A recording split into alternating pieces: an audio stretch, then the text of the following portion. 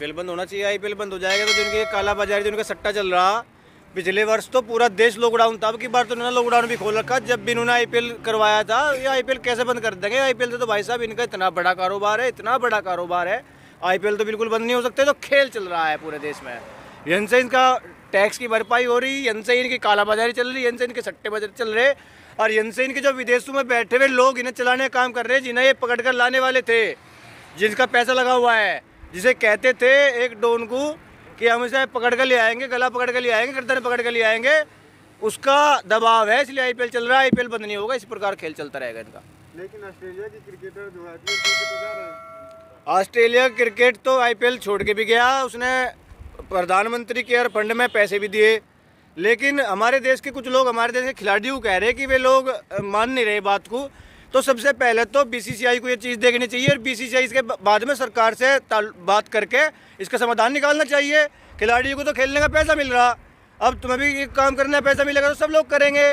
तो ऐसा है कि सरकार को बीसीसीआई से बात करना चाहिए, बीसीसीआई सरकार के अधीन आती है, तो इसमें सारा दोष किसी खिलाड़ी को न जाकर इस देश की सरकार का है, जो एक तरफ इस देश में लोग मर रहे हैं और एक तरफ देश में मजाक बनाया जा रहा है कि वे लोग आईपीएल करवा रहे हैं, इस देश में खेल करवा रहे हैं। ये संवैधानहीनता है। देश में महामारी है, इसको लेकर पाकिस्तान के क्रिकेटर शोएब अख्तर दुख जताते हैं, लेकिन इस देश के क्रिकेटर कुछ नहीं बोल रहे हैं। देखो, इस देश में फिलहाल तानाशाही चल रही है, उनके वहाँ तानाशाही खत्म होकर वहाँ लोकतंत्र आया है, और हमारे देश में लोकतंत्र खत्म होकर हमारे देश में तानाशाही आई है।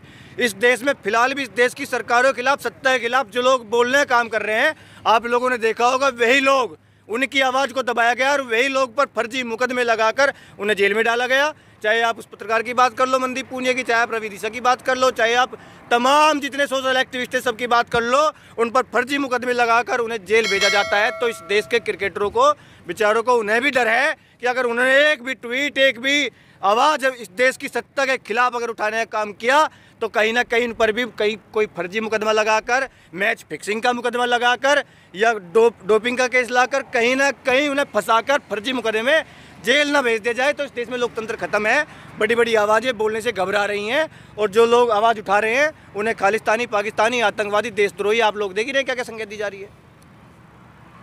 अमेरिका ने दावा वैक्सीन देने से इनकार कर दिया, इसको कैसे देखते हैं? ये तो मोदी जी से पूछना चाहिए कि मोदी जी के दोस्त हैं। मोदी जी कह रहे हैं कि हमारे रिश्ते इतने अच्छे हुए हैं जब से मोदी जी आए हैं। उनके भक्त कहते हैं कि विदेशों में हमारी डंका बज रहा है।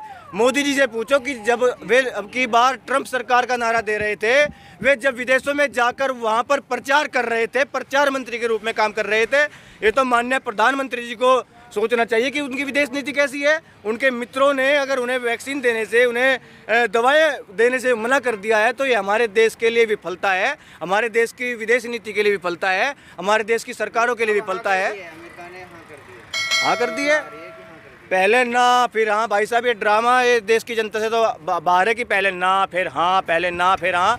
ये इस देश के लोगों को समझना चाहिए कि एक प्रधानमंत्री का पूरे दूसरे देश में जाकर चुनाव में भागीदारी लेने का परिणाम कैसे होते हैं। उन्होंने जाकर नारा दिया, अब की बार ट्रंप सरकार बन गई दूसरे की, तो वे जो उनकी विडम्बनाएं हैं, आपसी मतभेद उनमें हुए, वे कहीं ना कहीं अब हमारे देश की जनता को भुगतने पड़ेंगे। जो विदेश नीति इनकी है वो विफल नजर आएगी पूर्ण तरीके से।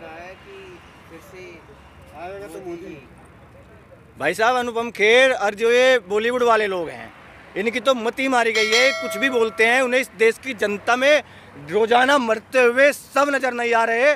आप लोग शमशान घाट, कब्रिस्तान जाकर देखिए, पहले अस्पतालों में टोकन मिलते थे, आज सब कब्रिस्तान में और शमशान में टोकन मिल रहे हैं। लाइन से लाशें खड़ी हैं, लाइन से लोग खड़े हैं अपने अपने शवों को जलवाने के लिए, और उसमें भी कालाबाजारी इस प्रकार की चल रही है कि एक एम्बुलेंस, एक अस्पताल से कब्रिस्तान और शमशान तक जाने की दूरी के लिए 20,000 रुपये तक वसूल रहे हैं। और वहाँ पर कुछ दलाल ऐसे भी खड़े हैं जो लोग शवों को कंधा देने के लिए 2-2 हज़ार रुपये वसूल रहे हैं।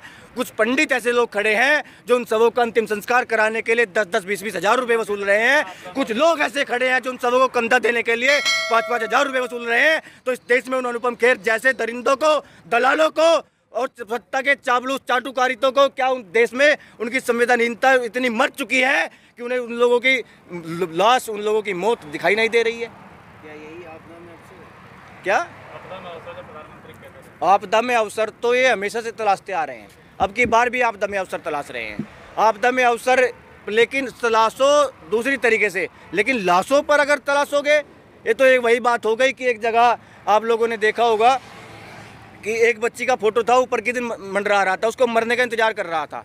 ये वो वाली बात है कि यहाँ पर ये लोग एक इंसान को मरने का इंतजार कर रहे हैं कि कब वो मरे और कभी आपदा में अवसर बनकर उसे नोचें। मरे हुए के साथ भी, शव के साथ भी छेड़छाड़ कर रहे हैं।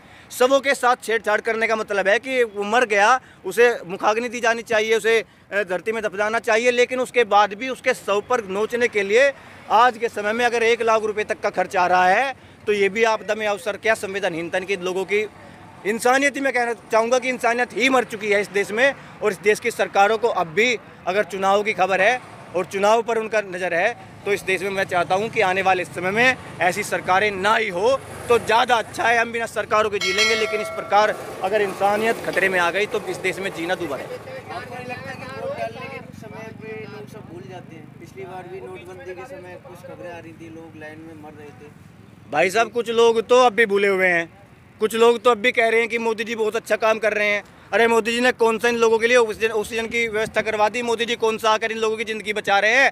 ये लोग तो ऐसे हैं कि ये पहले भी धर्म के आधार पर अंधे थे, सदियों से आते आ रहे हैं, और धर्म और जाति के आधार पर इस देश को बांटने वाले लोग सदियों सदियों तक इस प्रकार यूं ही अंधे होते रहेंगे। लेकिन मुझे लगता है कि अब की बार जागरूकता इस देश में आई है जो धर्म और जाति के आधार पर बंटने से इस देश के लोगों को बचाएगी। और वोट के आधार पर जब धर्म, हिंदू, जाति, मुसलमान, ये लोग सभी इस प्रकार के प्रोपेगेंडा लेकर आएंगे तो इस देश के लोग इनके कुर्ते पकड़कर पूछेंगे, क्योंकि वे लोग अवश्य पूछेंगे जिनके लोग कहीं ना कहीं इस महामारी में मरने का काम हुआ है, हॉस्पिटलों में मरे हैं, बेमौत मरे हैं, और मरने के बावजूद भी अगर उनके शवों को नोचा गया है तो उनके लोग इनके कुर्तों को फाड़ने का काम करेंगे और पूछने का काम करेंगे कि जब हमारे लोग बेमौत मारे जा रहे थे तब आप लोग कहाँ पर थे?